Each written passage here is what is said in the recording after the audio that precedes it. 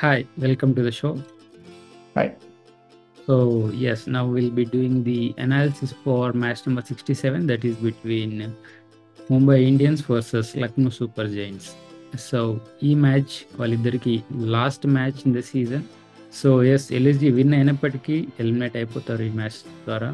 And Mumbai Indians already eliminate అయిపోయారు, కంఫర్టబుల్గా 10th పొజిషన్లో ఉన్నారు. సో ఈ సీజన్ గురించి పర్టికులర్గా మాట్లాడుకుంటే వాళ్ళు చాలా చాలా దారుణమైన సీజన్ అని చెప్పుకోవచ్చు. అండ్ ఎల్ఎస్జి ఒక విన్నింగ్ నోట్ మీద క్లోజ్ చేసింది, దట్ టు ముంబైకి ఎగనెస్ట్గా ముంబై గ్రౌండ్లో. సో ఎస్, దీని మీద ఏమంటారు?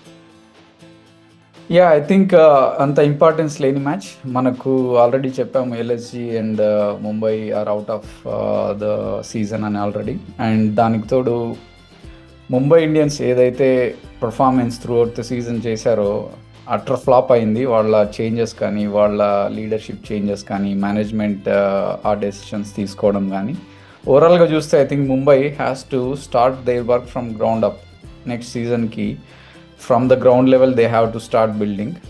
ఎందుకంటే ఐ థింక్ నెక్స్ట్ సీజన్కి ఇంకా ఎన్ని చేంజెస్ చూస్తామో తెలియదు ముంబై ఇండియన్స్లో, because I don't think Rohit Sharma continue చేస్తాడు అనుకోవట్లేదు.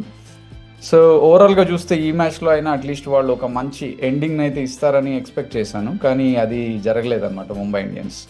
ఎల్ఎస్జి చూస్తే LSG they have done really well. ఎందుకంటే beginning of the season LSG completely టాప్లో నిలిచింది most of the time. And చివర్లో వచ్చేసరికి వాళ్ళ డిఫీట్స్ అనేవి కనిపించాయి. అండ్ లక్కీగా ఏంటంటే ఈ మ్యాచ్లో వాళ్ళు గెలవడం, కొంచెం విన్ తోటి ఈ సీజన్ని ఎండ్ చేయడం is a good sign for LSG.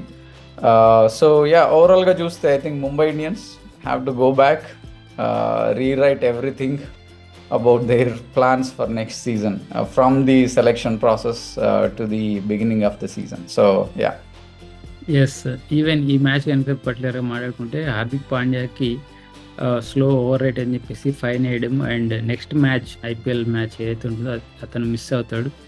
So ఈ టీంకో లేకపోతే వేరే ఏ టీంకి ఆడినా కూడా as a captain or as a player next match అయితే మిస్ అవుతాడు. So that is going to be in 2025 IPL. So yes, పర్టికులర్గా ఈ మ్యాచ్ గురించి కనుక మాట్లాడుకుంటే ఈ మ్యాచ్లో ఫస్ట్ ముంబై ఇండియన్స్ టాస్ గెలిచారు and they opted to field first. And then దాని తర్వాత ఎల్ఎస్జి బ్యాటింగ్ చేశారు. ఇనిషియల్గా చాలా కట్టడి చేసినప్పటికీ కేఎల్ రాహుల్ చాలా బాగా నెమ్మదిగా ఆడాడు అండ్ ఒక మంచి పొజిషన్ తీసుకొచ్చాడు. అండ్ అక్కడి నుంచి నిక్లస్ పూరన్ తనకి యాడ్ అవ్వడంతో నిక్లస్ పూరన్ చాలా చాలా ఈజీగా బౌండరీస్ అయితే స్కోర్ చేయడం జరిగింది. ప్రతి ఒక్క బౌలర్ని ప్రెజర్ మీద ఉండేలా క్రియేట్ చేసుకుని అండ్ ప్రతి బాల్ని ఆల్మోస్ట్ బౌండరీ కొట్టే ఛాన్సెస్ క్రియేట్ చేశాడు అండ్ 75 రన్స్ స్కోర్ చేశాడు. And then he got out. So దాని తర్వాత ఎల్ఎస్సికి మంచి స్కోర్ అయితే వచ్చింది ఆ గ్రౌండ్ మీద, because ball was holding a bit. Scoring చాలా కష్టంగా ఉన్నింది మిగతా బ్యాటర్స్కి, ఓన్లీ నిక్లస్ పూరన్కి మాత్రమే చాలా ఈజీగా ఉన్నింది. సో ఆ స్కోర్ అయితే చేయగలరు. ఆఫ్టర్ దట్ ముంబై ఇండియన్స్ బ్యాటింగ్కి రావడం జరిగింది. ముంబై ఇండియన్స్ బ్యాటింగ్లో టాప్ ఆఫ్ ద ఆర్డర్లో చేంజెస్ చేశారు. ఇషాన్ కిషన్ని తీసేసి డెవాల్ బ్రేవిస్ని పంపించారు. డెవాల్ బ్రేవిస్, రోహిత్ శర్మ ఇద్దరు కలిసి పవర్ ప్లే వరకు అయితే డెఫినెట్లీ చాలా బాగా ఆడారని చెప్పుకోవచ్చు. దాని తర్వాత మధ్యలో కాస్త రెయిన్ ఇంటరప్షన్స్ ఉన్నప్పటికీ దాని తర్వాత కంటిన్యూ చేశారు. అండ్ రోహిత్ శర్మ ఒక హాఫ్ సెంచరీ స్కోర్ చేయడం జరిగింది లాస్ట్ మ్యాచ్లో. అది ఒక మంచి సైన్ అని అనుకోవాలి, బికాజ్ గోయింగ్ ఫార్వర్డ్ వరల్డ్ కప్లోకి ఈ ఫామ్ ఏదైతే ఉంటుందో అది క్యారీ ఆన్ అయ్యే ఛాన్సెస్ కూడా ఉంటాయి కాబట్టి. అండ్ దాని తర్వాత సూర్యకుమార్ యాదవ్ డకౌట్ అవ్వడం, దాని తర్వాత తొందరగా వికెట్స్ కోల్పోవడం, దాని తర్వాత వచ్చిన ఇషాన్ కిషన్ అండ్ హార్దిక్ పాండ్యా కూడా పెద్దగా స్కోర్ చేయలేకపోవడం, దాని తర్వాత నమందీర్ 50 అయితే స్కోర్ చేశాడు. Even that was not enough to reach the total అని అనుకోవాలి. సో ఓవరాల్గా తీసుకుంటే ముంబై ఇండియన్స్ కరెక్ట్గా రీడ్ చేయలేదు యాజ్ ఎ బ్యాటింగ్ యూనిట్ అని అనుకోవచ్చు. అండ్ రొమారియో షెపర్డ్ రావడం కూడా చాలా ఇంపార్టెంట్ అయింది అక్కడ, కానీ it was too late for him to come and score the runs. They didn't plan it properly అని అనుకోవచ్చు. సో ఓవరాల్గా వాళ్ళైతే ఫెయిల్ అయితే అవ్వడం జరిగింది. అండ్ ఈ మ్యాచ్ కూడా ఓడిపోవడంతో, అంటే 4 మ్యాచెస్ మాత్రమే గెలిచి 8 పాయింట్స్ తోటి 10th పొజిషన్లో ఈ సీజన్ ఎండ్ అయితే చేసింది. సో దీని గురించి ఏమంటారు? ఇంత దారుణమైన పర్ఫార్మెన్స్ ఎప్పుడు చూడలేదు ముంబై ఇండియన్స్ నుండి.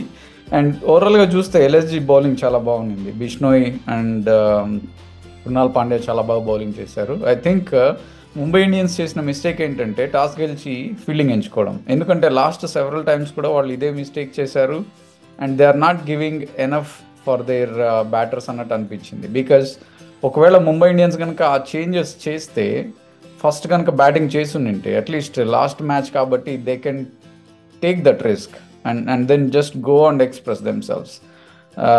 మీరు చెప్పినట్టు ముంబై ఇండియన్స్కి ఏమైనా అడ్వాంటేజ్ ఈ మ్యాచ్ ద్వారా జరిగింది అంటే అది రోహిత్ శర్మ హాఫ్ సెంచరీ చేసి ఫామ్లోకి రావడం ఈజ్ ఎ గుడ్ సైన్. అంతకు మించి వేరే ఇంకేం లేదు. I think LSG has done really well and Mumbai I think through out the IPL history ఇలాంటి పర్ఫార్మెన్స్ని చూడడం ఇదే ఫస్ట్ టైం నాకు తెలిసి. నేను ఇంత డిసప్పాయింటింగ్ పర్ఫార్మెన్స్ని అయితే ఎప్పుడు చూడలేదు ముంబై నుండి. అండ్ చివరికి టేబుల్లో లాస్ట్లో మిగిలిపోవడం అనేది it's really not a good sign for Mumbai Indians. And మీరు చెప్పినట్టు హార్దిక్ పాండ్యాకి ఫైన్ పడ్డం అండ్ దానికి తోడు నెక్స్ట్ సీజన్లో ఫస్ట్ మ్యాచ్లో కూడా ఆ ఇంపాక్ట్ అనేది కనిపిస్తుంది. జస్ట్ ఇన్ కేస్ ఒకవేళ హార్దిక్ పాండ్యా కనుక ముంబై ఇండియన్స్కి కెప్టెన్గా కంటిన్యూ అయితే మాత్రం ఈ ఇంపాక్ట్ అనేది డెఫినెట్గా ఆ స్టార్టింగ్ ఆఫ్ ద నెక్స్ట్ సీజన్లో కనిపిస్తుంది. కాబట్టి not at all a good sign for overall Mumbai Indians cricket అని చెప్పచ్చు. Yes definitely. అండ్ ఎల్ఎస్జీ కనుక తీసుకుంటే ఎల్ఎస్జీకి వాళ్ళు కూడా ఈ మ్యాచ్ పర్టికులర్గా గెలవాలి అనే ప్లాన్ చేశారు and they opted for some changes. Matt హెన్రీని తీసుకొచ్చారు మ్యాచ్లోకి.